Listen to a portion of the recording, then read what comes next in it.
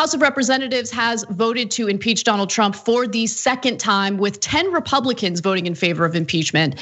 However, unfortunately, most Republican lawmakers who spoke on the House floor today decided against actually talking about the merit behind the impeachment charge, which is inciting insurrection, and instead focused on how they just didn't feel so great about the process. They felt that it was just a little too rushed.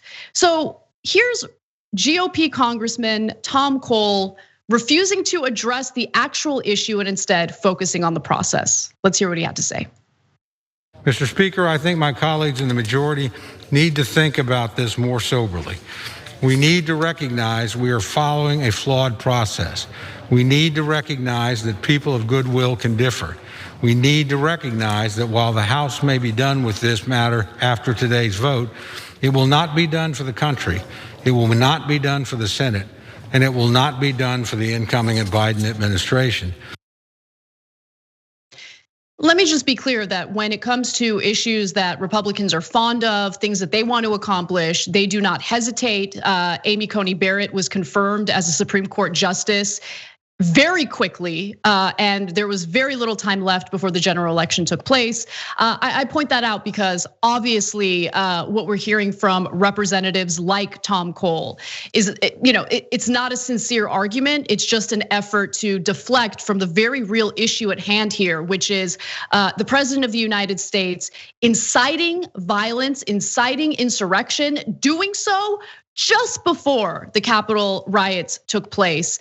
And he just doesn't feel the need to address that, probably because he's among the Republican lawmakers who are terrified of Donald Trump and terrified of his base, which I'll get to in just a minute. But John, thoughts on what Representative Cole said there? Yeah, it's dumb, stupid nonsense. I mean, that's my answer to almost everything that we have to listen to. It doesn't mean anything. It's not a representation of an honest standard he's applying to this behavior that he would carry forward to evaluations of other presidents' behavior. It doesn't mean anything and it doesn't represent anything. It just means I would really prefer if you not do this thing to the guy that I still need to profess loyalty for, because his base could come for me if we don't. And also, like, it would be really inconvenient if you were to point out all the lies around the election that he was telling, because like I and almost every other Republican in here were participating in that, whether because we're genuinely crazy like some of us, or because it was just a great way to raise a lot of money. And side question, what happens to the hundreds of millions of dollars that Trump raised to fight the election? Like, that's still out there somewhere. But anyway, and the thing that I wanna make sure that we focus on is, it isn't just what happened on January 6th and what might happen over the next few days. That was obviously bad. It wasn't even just what happened after the election. Trump spent literally months trying to convince his fans that the election is going to be invalid because of mail-in ballots and all of that. After the Republican Party, by the way, not just him, fought to make it as difficult to vote as possible during a pandemic. So he did all of that. And then they spent months after the election trying to convince everyone who would listen that it had been stolen. And he lied to them and lied to them and lied to them. And not just Trump, his lawyers, the media, other politicians, whether because they're true believers or because cynically they really wanted to overthrow this thing. They tried to do that in every way they could. They did it time after time in court case after court case. And then they tried to send the rival slates of electors. Then they tried to get Mike Pence to overthrow it. If any of this had been able to work, they would have seized power. They tried to do that. January 6th was the most violent culmination of that. And even after that had happened, Trump was still saying things like, these are the things and events that happen when a sacred landslide election victory is so unceremoniously and viciously stripped away from great patriots who have been very badly and unfairly treated for so long. He tried to nullify an election. And many of them, almost all of them, are implicated in it. This isn't just about the 6th. If that cop hadn't been beaten to death, he would still need to be removed from office as a result of what he did, as a warning to future presidents that you do not get to say that any election is invalid if you don't happen to come out on top in it. Yeah, I mean, I couldn't have said it better myself. Now, I do also want to bring up what we're hearing more and more about, and it's that Republican lawmakers are genuinely terrified of Trump supporters. And to be clear, I mean, I think any member of Congress should be afraid of them after what we experienced, what we saw in the Capitol. But that does not excuse their behavior. It doesn't excuse the fact that they've enabled Donald Trump. It doesn't excuse the fact that they continue to be apologists for Donald Trump. And so I go to a statement from Jamie Gangel from CNN. Hopefully I didn't butcher that name, but he says this: I was told that the White House is continuing to pressure Republican Congress members that Trump has not stopped and that members fear for their lives and for their families' lives. And what we saw on January 6th, a week later, that says a lot that the White House is still pressuring people. And then even Representative Jason Cole shed some light on this during a recent interview. Let's take a look at what he had to say. A number of things that are happening on the Republican side. A very small handful, I think, are kind of morally bankrupt individuals who have given in to these conspiracy theories and are too far gone to be redeemed. But the majority of them are actually paralyzed with fear. You know, I had a lot of conversations with my Republican colleagues last night, and a couple of them broke down in tears talking to me and saying that they are afraid for their lives if they vote for this impeachment. My response was not to be unsympathetic, but welcome to the club. That's leadership. Our country is in a very challenging time. Many of us have felt that way for a long time. I wonder if those terrified Republican members of Congress had any empathy whatsoever for people like Representative Alexandria Ocasio-Cortez, Rashida Tlaib, Ilhan Omar, people who have been targeted by Donald Trump over and over again. I didn't see any empathy from Republican lawmakers then. I don't know if they have any empathy now, but it is, I mean, I love the point that Representative Crow made there, because he's absolutely right. Welcome to the club. This is what people have been dealing with, not just in Congress, but throughout the country as a result of Donald Trump's, violent rhetoric and how he incites the violence that we've experienced in this country throughout the last 4 years. In cases that I outlined recently, I mean, the hate march in Charlottesville, the mass shooting that took place in El Paso by an anti-immigrant Trump supporter, Cesar Sayoc sending bombs to members of Congress that he, Democratic members of Congress, of course, and members of the media.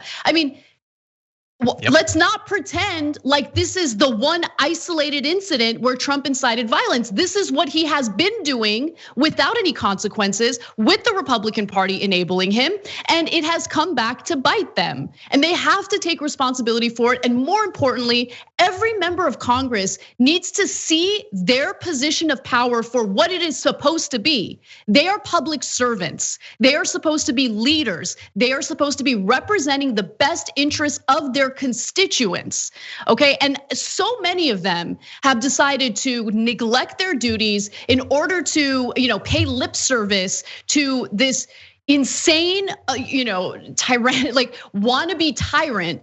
And I think that they should be called out. And John, I know I'm going on and on, but I do want to name the 10 Republican lawmakers who actually decided that despite all the threats, that they were going to vote to impeach Donald Trump today. That includes Representative Jamie Herrera from Washington, Representative Alex Gonzalez of Ohio, Representative John Katko of New York, Representative Adam Kinzinger of Illinois, Representative Peter Major of Michigan, Representative Dan Newhouse of Washington, Representative Tom Rice of South Carolina, Representative Fred Upton of Michigan, and finally, Representative David Velado of California, another name that I probably butchered, I apologize, but I'm giving you credit here, all right? Yeah. Give me a break. Take it. So, get off her back, man. Anyway, yeah. Yeah. You're 100% right. Small fact check, Jamie Galago's a woman, but you got the name right, I think. But anyway, the reporter. So two or more things can be happening at the same time. They can actually be genuinely worried that if they vote to impeach Trump, that tomorrow or in a week or in 6 months, they or their family will be killed. I don't begrudge anyone that fear. This is a pack of millions of crazy people. That's actually what it is. But we can also point out that while it's horrible if Frankenstein's monster is hunting you down, if you and your entire party have spent years making it in some remote mansion and pumping life into it because you were getting something out of it along the way, well, then we can point that out. We can try to protect you afterward. We can applaud you when you finally turn against Frankenstein, maybe. But we can also point out that you helped to build this. Like Fox, they're hurting right now in terms of their ratings. They got beat by CNN and MSNBC for the first time in like 20 years. Sorry. Because they drove people to look for ever crazier content, and people have gone for it. And now OAN and Newsmax are way crazier than Fox. So again, like you get to be scared of the monster when it comes for you. You don't get to be shocked that it turned on you. That's what monsters do. Just a quick comment about the more extreme right-wing media outlets like OAN. They have succeeded in convincing some portion of Trump's base to believe that the riots were done by Black Lives Matter. Mm-hmm. I don't really know, like it really is a testament to the power of propaganda, because how do you watch video from what happened in the Capitol and think, yeah, those people are BLM. They're definite, like all of those like white guys, like angry white guys in military gear in a lot of cases. Yeah, they're totally BLM, totally. The guy who's wearing a sweater celebrating the Holocaust, yeah, that guy's part of BLM. What?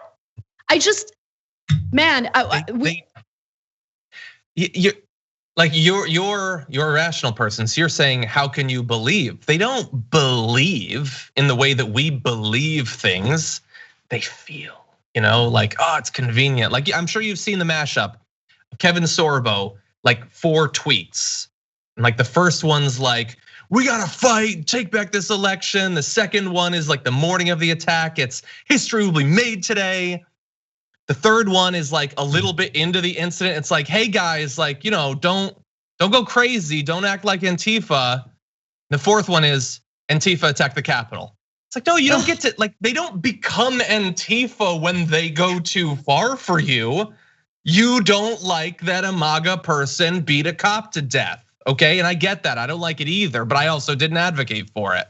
So yeah, they don't believe facts based on their attachment to reality. They believe what is convenient to believe, or at the very least, they say that they believe what is convenient to believe. Thanks for watching the Young Turks, really appreciate it. Another way to show support is through YouTube memberships. You'll get to interact with us more. There's live chat emojis, badges. You've got emojis of me, Anna, John, JR. So those are super fun. But you also get playback of our exclusive member-only shows and specials right after they air. So all of that, all you gotta do is click that join button right underneath the video. Thank you.